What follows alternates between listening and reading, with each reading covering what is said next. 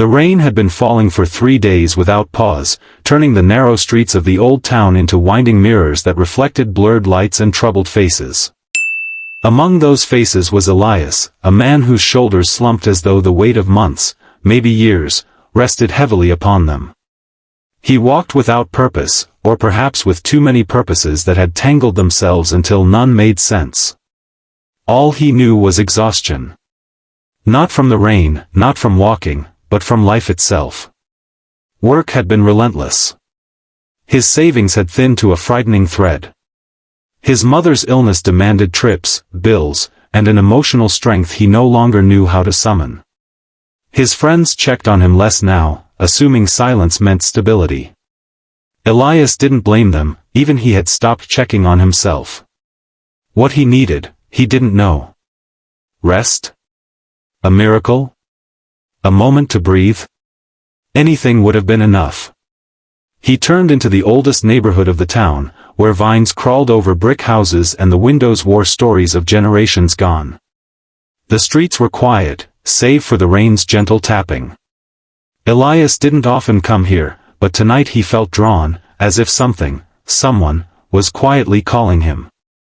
When he reached the end of the lane, he noticed a small building he'd never paid attention to before. A warm light glowed from a single window on the second floor. Unlike the other windows fogged by the rain, this one was clear, open just a crack. Soft piano notes drifted outward like whispers offering comfort. The melody was slow, tender, and achingly familiar, something he felt he knew from childhood even though he couldn't place it. His feet stopped moving. His breath, too.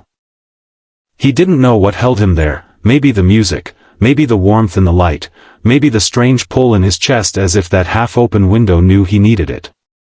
He stood in the rain, letting the sound wrap itself around him. The tension in his shoulders eased just enough for him to notice how long he had been carrying it. A voice drifted out with the music, a woman's voice, though soft and barely above a whisper. She seemed to be talking to someone, perhaps herself. Her laughter followed, light and airy, a sound that reminded Elias of sunshine breaking through thick clouds. He took a hesitant step closer. Then another. The music stopped abruptly, replaced by silence thick enough to feel. Elias blinked, as if waking from a dream. Suddenly, a head appeared at the window, a woman leaning out slightly, her hair gathered in a messy bun, paint smudged faintly on her cheek as though she had battled creativity earlier in the day and lost. "Oh," she gasped softly when she saw him standing there. "I didn't notice anyone outside. Are you all right?" Elias startled. Sorry. I didn't mean to stare. I was just," his voice faltered. How did he explain standing in the rain listening to someone else's music like a wandering ghost? The woman tilted her head, studying him with eyes that held no judgment. Only curiosity. "Just tired," he admitted finally, the words tumbling out with surprising honesty. "Just, really tired." The woman nodded, slowly, understandingly, before disappearing from the window. Elias thought perhaps she was disturbed and had gone to close it, but a moment later the front door opened, and she stepped out under the small awning of the porch with an umbrella in hand. "You shouldn't stand in the rain when you look like you already carry too much," she said gently as she approached. "Come sit for a minute. I just put on some tea." Elias stiffened. I shouldn't intrude." "You aren't," she said without hesitation. "Anyone who stops outside my window while listening to my sad attempt at piano must need a bit of warmth." Her words were simple, but they touched something deep in him, something trembling and fragile. After a moment, he nodded. She led him inside. The place was small, cozy, lit with warm amber lamps. Paintings leaned against walls, some half-finished, some abstract, some full of exploding color that contrasted with the grayness outside. A kettle whistled softly from the kitchen. "I'm Mara," she said as she poured steaming tea into 2 mismatched cups. "I live here. I paint here. And I sometimes talk to myself at windows. A faint laugh escaped Elias, his first in what felt like weeks. "I'm Elias." "Well, Elias," she said, placing a cup in front of him, "you're safe from the rain now." Safe. The word sat heavily but softly in his chest. He sipped the tea, letting the warmth soothe the cold he hadn't realized had drenched him from the inside out. For a while they sat in silence, not uncomfortable silence, but the kind that wraps gently like a blanket. Mara didn't pry or ask for explanations. She simply let him be. And that alone felt like kindness. After a few minutes, she spoke. "You looked like someone waiting for something when I first saw you." He considered that. "Maybe I was." "What were you waiting for?" "Something to stop hurting," he whispered without meaning to say it aloud. Mara didn't react with pity. Instead, she nodded slowly, as if she understood pain as a familiar visitor. "I don't know what you're carrying," she said softly, "but you don't have to name it for it to be real. Sometimes a person just needs a window opened for them. Even if only for a moment." Elias stared at her. "Is that what you did? Open a window for me?" Mara smiled faintly. "A window opened itself for you.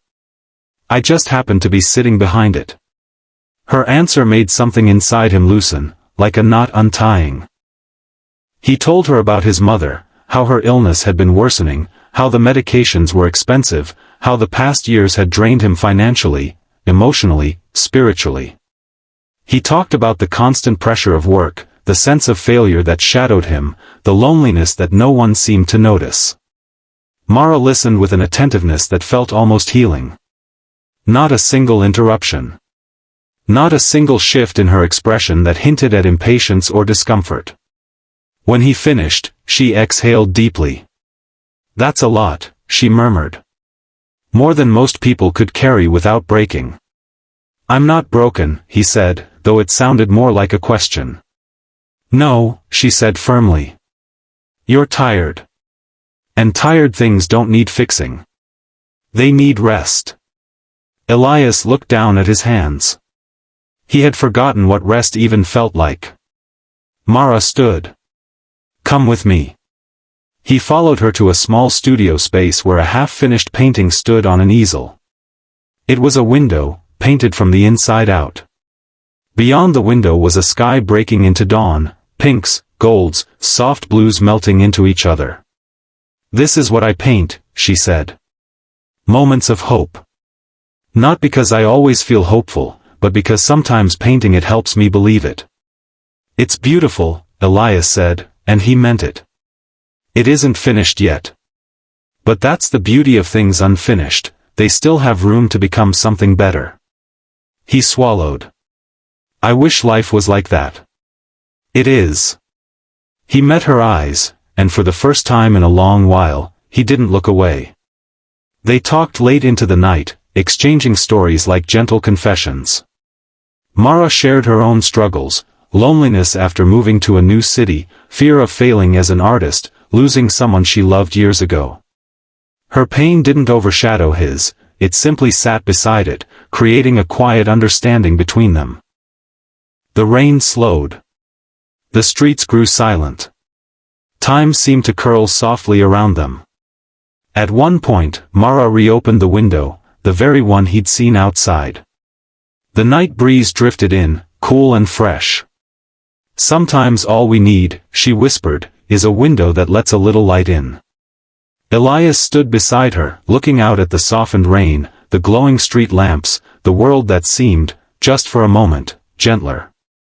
"This helped," he admitted quietly. "More than I can explain." "You don't have to explain anything," she said. "Just promise me one thing." "What's that?" "When the day comes, and it will, when you're able to breathe again, when things don't feel so heavy, open a window for someone else." Elias felt that promise settle inside him like a seed.